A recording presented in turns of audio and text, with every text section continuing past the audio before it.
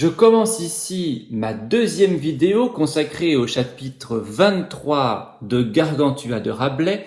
J'en fais une analyse linéaire centrée sur la démonstration de ce qu'est une éducation humaniste. Il faut noter que ces lignes contiennent toujours des activités intellectuelles, comme plus haut. Elles encadrent même le passage. Il sortait toujours en discutant du sujet de la lecture, ligne 6, et puis ligne 13, il récitait clairement et éloquemment quelques sentences retenues de la leçon. Mais l'activité principale change. Ce sont des jeux sportifs maintenant. Jouette à la balle, à la paume, à la pile en triangle, ligne 7.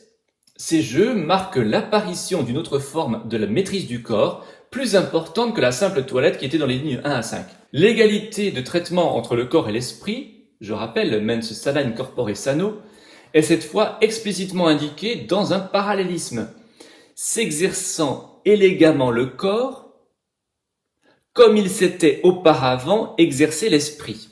Avoir placé deux adverbes qui se ressemblent du point de vue des sonorités, élégamment et éloquemment, ligne 7 et ligne 12, nous rappelle aussi dans le style cette égalité avec un même niveau de respect, de retenue et d'application. L'hygiène est encore rappelée dans ces lignes. Elle n'était mentionnée que pour la nier dans l'éducation sophiste. Rabelais y accorde ici une grande importance. Ils étaient alors très bien essuyés et frottés, ils changeaient de chemise, ligne 10-11. Et contrairement au chapitre précédent, Rabelais fait très attention de nommer les activités corporelles avec délicatesse. Lorsque la sueur leur coulait par le corps et qu'ils étaient là, ligne 10, est très différent de l'énumération du chapitre 21, il fiantait, pissait, se raclait la gorge, rotait, pétait, bâillait, crachait, toussait, sanglotait, éternuait et morvait comme un archidiacre.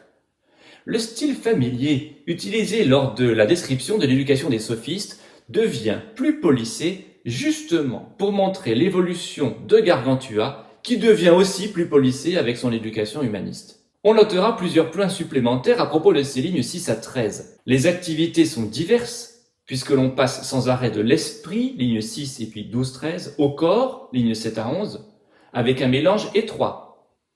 On ne parle pas ici de la concomitance dont on avait parlé auparavant, qui est pensée pour ne pas perdre de temps, mais c'est une alternance générale qui doit favoriser cette fois l'intérêt de l'élève. On notera ensuite que cette éducation privilégie le jeu, aller se divertir, ligne 6, jouet, ligne 7. Ces lignes réaffirment aussi le principe de liberté et d'absence de rigidité, rappelé 3 fois en 2 lignes.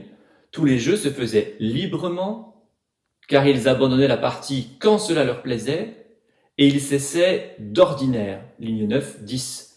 Les premières expressions sont explicites, le dernier mot, d'ordinaire, temporel, suppose la possibilité d'une situation différente à d'autres moments. Enfin, la coopération entre le maître et l'élève semble de rigueur dans cette éducation humaniste. C'est pour cela que l'on retrouve dans toute cette partie des troisièmes personnes du pluriel. Ils sortaient, ligne 6, tout leur jeu, ligne 9, ils récitaient clairement, ligne 12.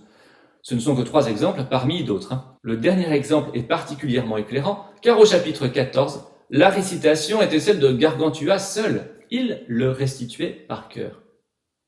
L'éducation humaniste repose donc sur un respect et une sollicitation plus importants du corps, sur une véritable coopération entre l'élève et le maître, sur la variété des activités et la souplesse de l'emploi du temps.